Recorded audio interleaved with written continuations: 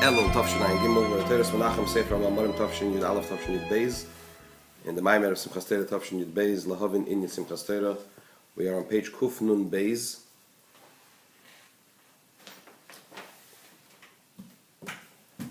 Three lines from the bottom. We are up to the word just after Ha'atzmus, Ve'al Zeh Ne'emar, at the word Ve'al Zeh Ne'emar. The Rebbe, having explained that the neshama of a yid, the soul,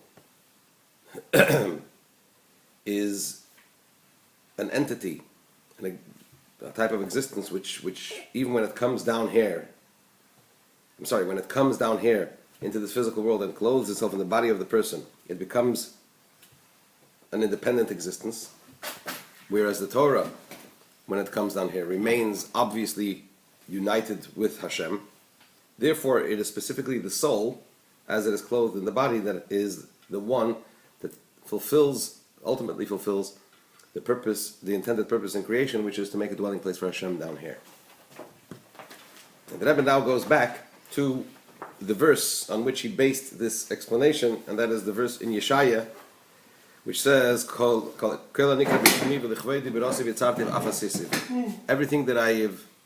everything that is called in my name and for my honor, I have created it, I have formed it, I have even made it.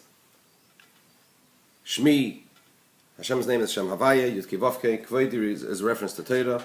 Hanikra b'Shmi, that which is called by my name, is a reference to the neshama, the soul. Berosiv Yitzartiv Afasisiv is a reference to the three worlds of Bria, Yetzirah, and Asiya. Right? The world of creation, the world of formation, and the world of action, which is in fact the world in which we exist. But before the word Asisiv, it says Af. It doesn't say Berosiv, Yitzartiv, Asisiv. I have created it, I have formed it, I have made it. It says I have created it, I have formed it. Af Asisiv. I also made it. Af is a gap. It indicates that what follows is in a different bracket than what precedes it. The simple explanation is that it is lower, much lower than all of them, because once you come into Asiya, into action, the world of Asiya, you have Gashmias, physical existence, which is a leap from spiritual existence, right? Quantum leap. In the preceding worlds, it's gradual. Once it comes to Asiya, to the physical existence doesn't come gradually from spiritual existence. There's a jump. However, here the Rebbe interprets it Asisiv, not in the negative, as it were, not to indicate that it's much lower than the preceding ones, but rather that it's much higher than the preceding ones. Why? Because in Asiya, in the world of action, is expressed ultimately the very essence of Hashem, which is the purpose of creation, to draw down His very essence into this physical world. Whereas in the preceding levels, in the preceding realms, what you have is godliness, but revelations of Hashem, not His essence. The essence of Hashem comes down and is manifest specifically in Asisiv, in the physical realm, through the service of man, with his neshama and his guf, with his soul and his body, is service of Hashem. V'hu inyan gili ha'atzmos. What is it that we possess, that we accomplish in Asisiv, in the world of Asiya, in the world of action, in our physical world, that we don't have in the preceding realms? That's the idea of the revelation of the very essence of Hashem. That is why it says, I've also made it. And also made it Asisiv, specifically reference to Asiya, action. Why? Because Hashem's very essence, which is the intended purpose of all of creation, and plays itself out in the physical world, in the world of Asiya, is actually accomplished through Asiya, through action. Asiya also not only means action, it also means compelling. The Gemara says, Talmud says in, where is it? This reminds me of Kiddushin. Talmud says, Godol mitzvah, Shkula mitzvah keneged kol mitzvahs, Shkula tzedakah keneged kol mitzvahs. Tzedakah weighs like all other mitzvahs. The weight of tzedakah is like all other mitzvahs collectively. That's how great tzedakah is. And then the Gemara goes on and says, "V'godel hama'asa yosem min ha'isa," that the one who causes others to give is even greater than the one who gives tzedakah on his own. And the expression the Talmud uses for making others to give is hame'asa. making others to do. So asiya could also mean from the expression of compelling, or bringing others to do as well, either compelling through convincing another individual, but ma'asa means making something happen, right? So he says over here, asiya is also an expression of kfiyah, forcing, as it were. Shezehu inyan di iskafia, which is the idea of iskafia, which is explained at length in Chassidus, the idea of what? Bending our will, bending our inclination, our animalistic inclination towards Hashem, towards serving Hashem. And that is that draws down what? The very essence of Hashem. That is the avodah, the service of man to Hashem, that draws down its very essence. Where? Through asiya, in asiya. Through bending ourselves, drawing it down where? In this physical realm. This is also the reason. What did the Rebbe ask? The Rebbe asked, why do we celebrate Simchas Torah through singing and dancing, not through learning, right? This is the reason why we celebrate, we sing and we dance on Simchas Torah. As my father-in-law explained in his talk, which was published that year. It's a talk that the previous Rebbe gave in 1945, and it was published in this year of 1952, or 1944, 1951. And he explains in that sikha, in that talk, what's the idea of dancing on Simchas Torah? And we know that the Rebbe's said that dancing on Simchas Torah, the 48 hours of Simchas Torah, you can draw down the greatest revelations, bucketfuls of the greatest revelations through dancing and singing. What's the idea? What's so great about dancing on Simchas Torah? This is the idea of training the body that it should have pleasure from a mitzvah matter, from mitzvahs. The physical body should have pleasure from a mitzvah, which is not natural. Why? The nature of the body on its own, its natural condition is to have pleasure from physical matters. And dancing actually causes the body to tire out. What's the idea of dancing on Simchas Torah? To train the body that it should gain pleasure from a mitzvah matter. Which goes along again with this idea of what? Asiya, kfiyah, ma'asa, to cause the body, to bend the body, to train the body, to do something which is not natural for it, and it should attain this pleasure from something which doesn't come to it naturally, from an inyan of a mitzvah, from a matter of a mitzvah.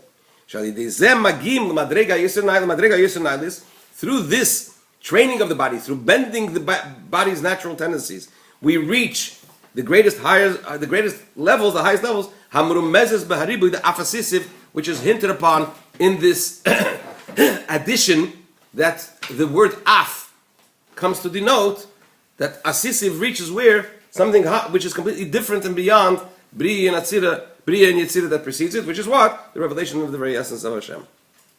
There's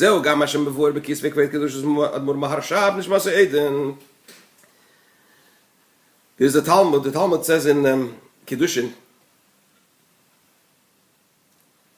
that there was a loft, an attic, called Aliyas Beis Natza. In Lud, there was a house called Beis Natza, the home of Natza. Natza was a certain individual spelled Nun Tov Zayin Hey, who lived in Lud, and he had a loft in his house. And the Chachamim, under the Roman rulership, when the Romans gave out decrees against the Jewish people about putting limitations on the study of Torah and fulfillment of mitzvahs, they gathered together in this loft, all the Chachamim, and they had discussions how to deal with the matter. So an episode described in the Talmud is that the Chachamim were sitting there, and somebody put forward a question: what's greater, Talmud or Maisa? What's greater, learning or doing? Learning or fulfilling mitzvahs? Rabbi Tarfon said, Godel Talmud Godel, learning is greater. Rabbi Akiva said, Maisa Godel, doing is greater.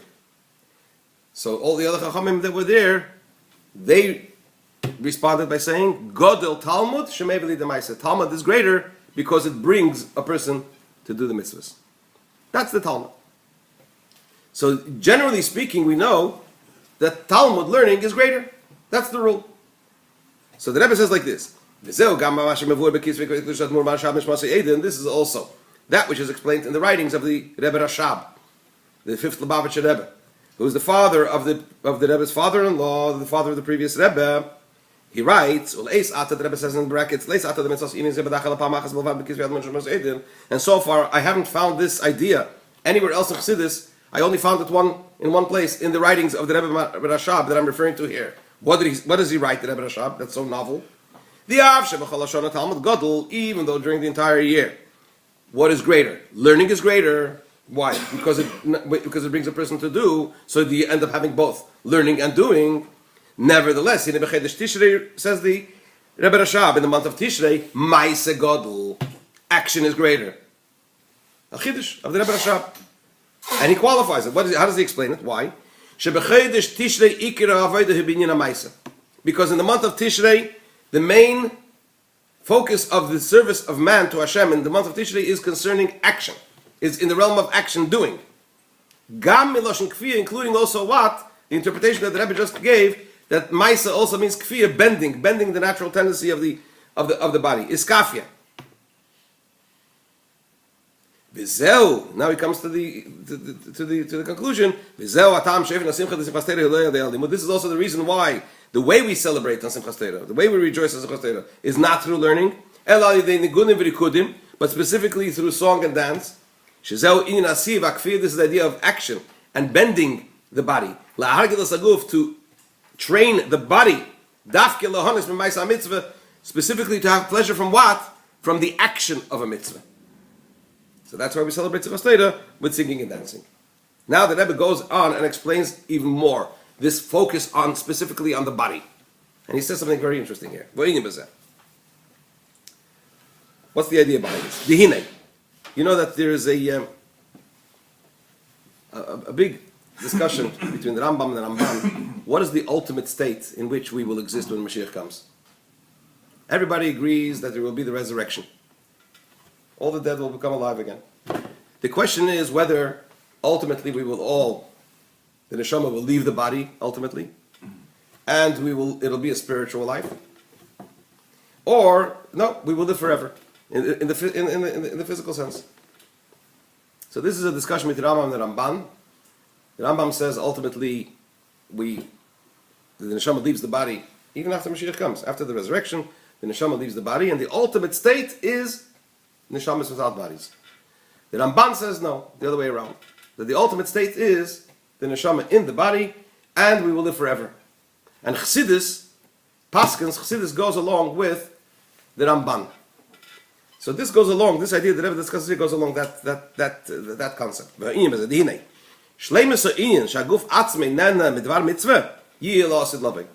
The complete state, this idea that the body itself will have pleasure from a matter of a mitzvah, that will come to its state of completeness in the time to come, when Mashiach comes.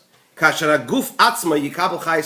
the body itself will receive its sustenance from godliness. And the soul will gain its sustenance from the body. Today we know what sustains the body? The soul. As soon as the soul leaves the body is dead. When Mashiach will come, what's going to be? The body will live on its own, so to speak. And it's the soul, just the reverse. The soul will gain its life, its sustenance from what? From the body. Not like now that the body gains its existence, its life from the soul. The Rebbe says, this is not understood. How is it possible that when Mashiach comes, in the time to come, the body will be sustained from godliness, without a soul, just living on its own? We know that the main existence of the body, the main life of the body, is from the neshama. Yes, there are other things you eat, you drink, but without the soul, without the neshama giving it its life, it can't live. And the Rebbe goes on and says, this is in all of existence. Also, so for example, when we talk about the vegetable, those that grow, the things that grow, growth is, why does it grow? It grows because of the vegetable soul that it possesses. And even when we talk about silent, inanimate existence, minerals, its existence is how? Because it has a mineral soul that causes it to exist. V'lechein isa b'kis ve'arizal, and it's for this reason that there is all rights. Shegam b'doimim yesh nefesh ha'machayim ha'kayim, say that even in the inanimate, silent minerals, there is a life force that causes it to exist, that gives it life and causes it to exist. Ubil odei ha-nefesh le'shayich inyan ha'chayis, and without a soul, the whole concept of life is not possible. This is so in the minerals and in the vegetable. The kol shekain b'chayim edaber. How much more so when we talk about the animal and the human, that the animals and humans cannot live without a soul. So how is it possible that in the time to come, the body should live on its own without a soul? It'll have a soul, but not for the purposes of life. The soul will get its life from the body. We find also concerning Moshe, that it was up on the mountain with his body. And it says that what he didn't eat for 40 days and 40 nights, and in fact, in the Medrash it says that every time he went up for the 40 days and 40 nights, he didn't eat, so it was a total of what? 120 days. So it says concerning Moshe, that he was with his body up at Mount Sinai. And he was sustained from spirituality, so we do find such a metaphor that what? That the body could live from spirituality. He was with Hashem up there for 40 days and 40 nights. He ate no bread, and so on and so forth. Nonetheless, we find in the Medrash that Moshe Rabbeinu had pain from the fact that he didn't eat. It wasn't a picnic. He did it for a reason, the Medrash says. The Medrash quotes a pasuk in Tillim, I think it's from Kuf Yutes, 119 in Tillim. I'm not sure, but I think it's from there. It's good for me that I have pained myself, I think is the conclusion of the pasuk, in order for me to learn your Torah.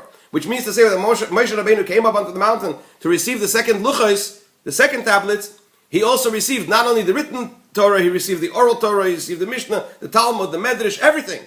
And that was in the merit of him paining himself through not eating. So we see that when he didn't eat, when there was an anomaly, when there was something different in the physical existence of the body, it had pain. He had pain even though he was up there. And the idea of pain indicates that there's something lacking in the life force.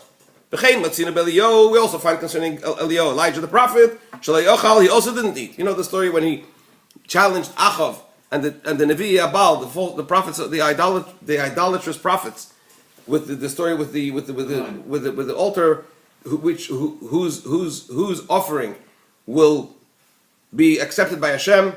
The whole story, right? He told them, until when are you going to be dancing on both sides of the fence? Either you belong to the Baal or you belong to Hashem. And you know the story. The fire came down and consumed Eliyahu's korban. And then Achav told his wife Yezebel, and Yezebel threatened Eliyahu that she's going to kill him. So he ran off to the desert and he sat under a juniper tree, I think it is. And a malach came and sustained him, and he told him to eat. And then he carried on walking and going. He says you have to eat twice. He told him to eat because you have a long way to go. And when he journeyed from that point on, he had no food. So it says in Melachim that he was sustained by the food that he ate previously. So we also find over there, even though it was miraculous, he still needed what? The food that he ate previously in order to sustain him later on. So we also find concerning Eliyahu, he didn't eat. How was he sustained when he didn't eat? Through the energy that he got from the food that he ate previously. So based on all of this, we need an explanation. How will the body live on its own? And to such an extent that it'll live so powerfully and so healthily that it'll have enough for itself and also to sustain the neshama, to give life to the neshama. The explanation is what's going to happen when Mashiach comes? What is Mashiach? It's the state of existence when the intended purpose, Hashem's intended purpose in creation, will come to its fruition. Which is what? Bringing down the very essence of Hashem to be manifest and revealed in this physical world, just like He is in and within Himself. V'yizgale, on the top of page Kuf Nadalet, v'yizgale beguf, so therefore, in the body, where is the dwelling place for Hashem? In the lowest realm. The physical body of the human being is an integral and inseparable part of the lowest realm. So in the body will be revealed what? From the aspects of the very essence of Hashem, His infinity of the very essence of Hashem. And before the very essence of Hashem, there's no difference between the soul and the body. Therefore, the body could live on its own as well, without a soul, just sustained because of the very presence of the essence of Hashem. Now he says like this. So even though, so what does that have to do with Simchas Torah, dancing on Simchas Torah? That's going to be when Mashiach comes. What's going on with Simchas Torah? When we dance physically with our body to train it, although this concept, this idea will play itself out, will exist when? In the time to come when Mashiach comes. A taste of this we have in every month of Tishrei. Every year in the month of Tishrei. When the service of Hashem then is, the emphasis is on action. Specifically on action. Through which we accomplish the drawing down of the very essence of Hashem, canal, as mentioned before. To break it down in more detail in the different components of the month of Tishrei. What is it? The beginning, when do we commence this idea of what? Of focusing on the action. Drawing down the very essence, that begins with Rosh Hashanah, on Rosh Hashanah. It's just that then on Rosh Hashanah, everything is covered up and concealed. And on Sukkot, on the festival of Sukkot, this comes down in a revealed way. As it is known, concerning this idea of Bakesa, it says in Tehillim, chapter 81, Tiku b'chei the shofar, blow, sound the shofar in the month Bakesa. The literal meaning is at the time Liyem Chagenu of the day of our celebration. But Chassidus explains Bakesa is also from the expression of kisui, covered, or the Talmud actually says Kesa is from the idea of covered, because that's how the Talmud learns that we're talking about sounding the shofar on Rosh Hashanah, because it's then when things are concealed, when the moon is concealed. It's on the first day of the month. But Chassidus explains Bakesa, that which is concealed on Rosh Hashanah, Liyem Chagenu becomes revealed on the day of our festivals, which is when? On Sukkot. Those things that are covered up and concealed on Rosh Hashanah are drawn down and manifest in a revealed way on the day of our festival, our celebration, Chag HaSukkos. But we also know that in Sukkot there is Sukkot, then there's Shmini Atzeres, then there's Simchas Torah. What's the difference between the two? Omnam, Gam Chag HaSukkos a Gilihu b'Bchinas Makif. Yes, indeed, on Sukkot it becomes revealed, but it's only in a mode of Makif of surrounding or superficial. It doesn't become manifest internally. It remains distant from us, revealed but distant. Or b'Shmini Atzeres nimshich b'pnimius. On Shmini Atzeres, it comes from that surrounding and hovering and distant mode of being revealed into an inner manifestation. It becomes, we internalize it. Ach gam b'Shmini Atzeres harei ze b'kelim stumim. Nevertheless, Shmini Atzeres is not enough. We need Simchas Torah, because on Shmini Atzeres, even though it comes down internally, but in sealed vessels, kelim stumim. It's like if you imagine a dish which has something in it, but it's completely sealed. There's no opening. You can't get it out. So the Simchas Torah, it's internal, but we have no access to it yet, or full access. We possess it, but we don't have full access. But on Simchas Torah, the actual manifestation is drawn down into a revealed way. In other words, the vessels are opened up, and we are able to appreciate it in a revealed way. So therefore, when it comes to Simchas Torah, and it comes to this celebration of the Torah, which is the ultimate emphasis on the revelation of Atzmos, the very essence of Hashem, into the lowest realm, therefore